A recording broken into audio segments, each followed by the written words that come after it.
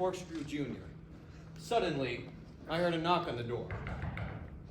Is this the office of T.J. Eckelberg, the immorality detective? Is that what it said on the billboard?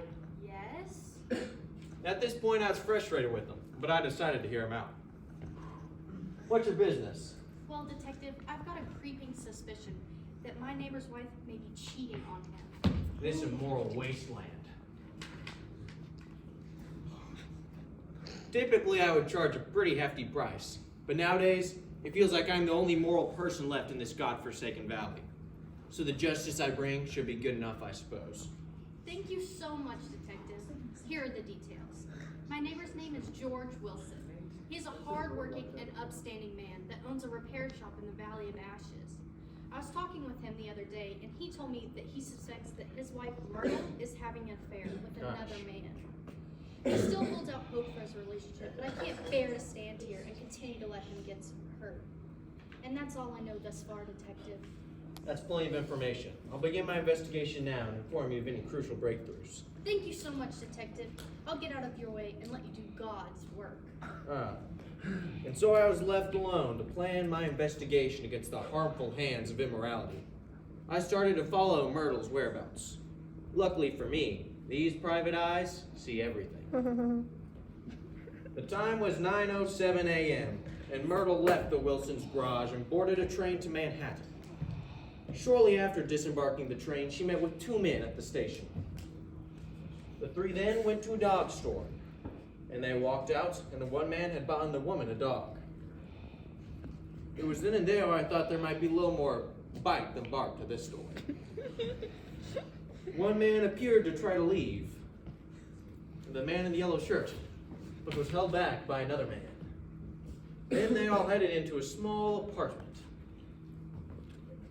Oh, Dom, this dog's positively to die for. I'm glad you like that, Maggie, but here, have a glass of whiskey.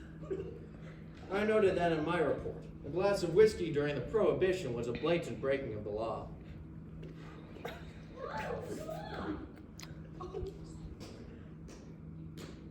Huh. Something gave me a strong suspicion that Myrtle was indeed cheating on her husband.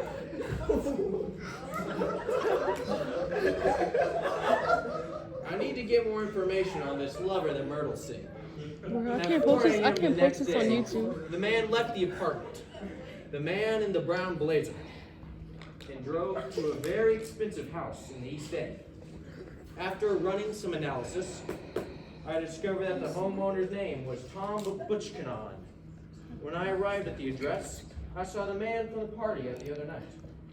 At 8 a.m., I saw a man and a woman standing in the window, and the woman needed to go change into her outfit. Good morning, And while the man was changing into his outfit, I asked the audience what immorality they'd seen so far. Yes, I pointed at that man over there. Was there cheating? I suspected there was after murder. Yes! Are there any other immoral acts? Yes, Tyler? Oh my gosh. I mean, Marshall raised his hand, and I asked Marshall the question, what immoral acts have been seen? Well, someone was called Tom Buchanan. Buchanan, that's what it said in my report. But you I can't. collected it on the day of 9:07 a.m. Not you can't. No, Buchanan. I like it. All right. And then the lady in her dress was here. Good morning, love. Good morning, honey. I suppose that must have been Tom's wife. I wonder if she is aware of his immoral behavior. When Tom was not around, the woman went outside to make a call. Oh, Gatsby! I'm so glad you're back from the war, darling. So glad I can catch a glimpse of that Gatsby! You're as handsome as the day you left. What's that? You're throwing a party? Is everyone in this city a digging darn miscreant that's adulterous? Who's throwing a party? Sophia's. Nick's next door neighbor, Gatsby. Is that the guy who leaves with that little sign? That's a sketchy character to be associated with. I'd hate to figure out you've been canoodling with moonshine. But you know, let's go to the party. Amazing! Thank you, darling. I thought back. Wolfshine, was that the fellow who'd rigged the World Series? Immoral refuse. This case goes deeper than I thought. I need to bring justice to this city. I followed the Bitchcons to the party and decided to go undercover. Under the alias Morgan Morality, or for short, Immorality.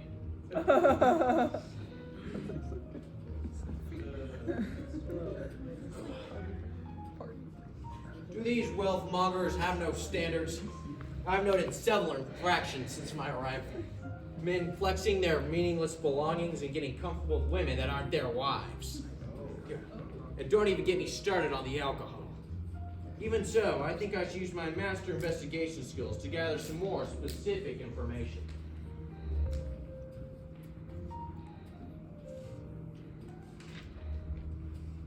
Are you enjoying the party, my pretty little petal?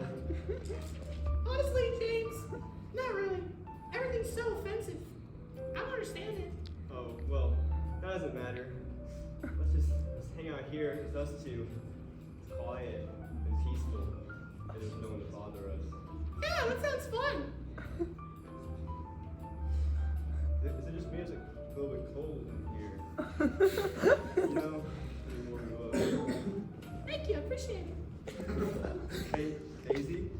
Yes? Who's that weird man back in the bushes? I'm not sure. Oh, wait. What are you doing? It was at this moment I realized my cover had been blown. I needed to think of something quick.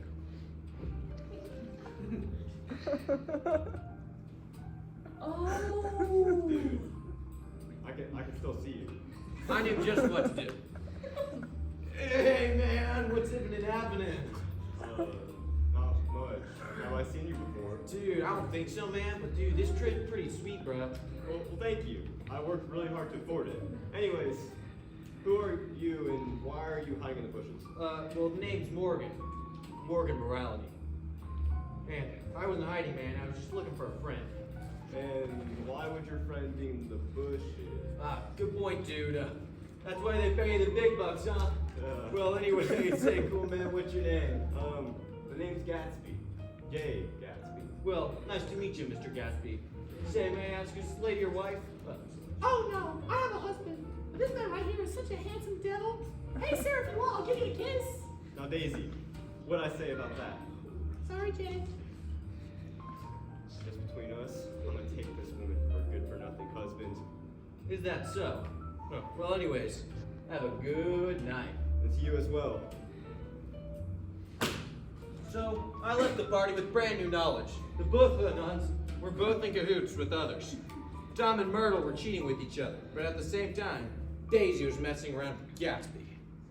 I definitely found enough data to report to Nicholas. And when I saw him, I said, Nicholas, I'm as sure as sugar is sweet that Myrtle's having an affair. Well, I'd better go tell him. I'm thankful for your hard work. It must be hard looking at a world as broken as ours. But better your eyes looking than mine, though. After a couple of days with immorality like that, and Michaelis' comments, my faith in the morality of humanity was severely shaken. Remember this I time recall recording. walking back from my report to Michaelis, ashes flying about my feet. I recall a woman walking behind me while I walked, but no details besides that. You know, the system wasn't perfect, but before the war, people followed rules. But now everyone's come back after World War I, and everything's in disarray. Everyone's cheating, having a glass of whiskey, walking around with other men or women, partying all day long. The hypocrisy is more prevalent than I've ever seen. I see it everywhere. Immorality and other objects happening behind me while I talk. And then... and that's when I kept walking. And the ashes kept flying. Oh. And I realized nothing in particular had happened. And I kept walking around, and I kept thinking about the immorality and the world around me. And I kept doing so until someone ran out and started shaking me. And I finally realized I was standing on a crime scene. Is this a hardware store? Because that woman there is as dead as a doornail. Ah, I got that one. That's a knee slapper. Ah. Sir,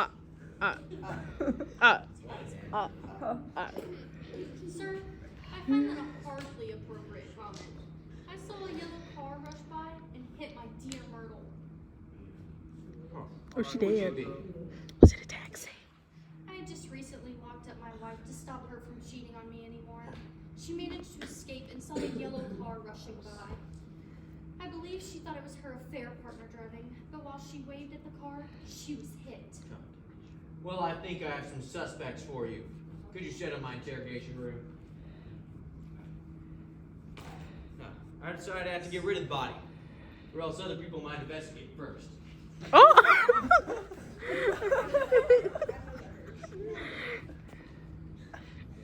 Go ahead. Bro, it's about to feel that be able to move.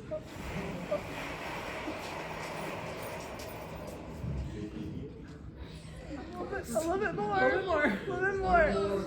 The curtain is not close. Okay. Oh. Here, bring it up. Bring the table up here.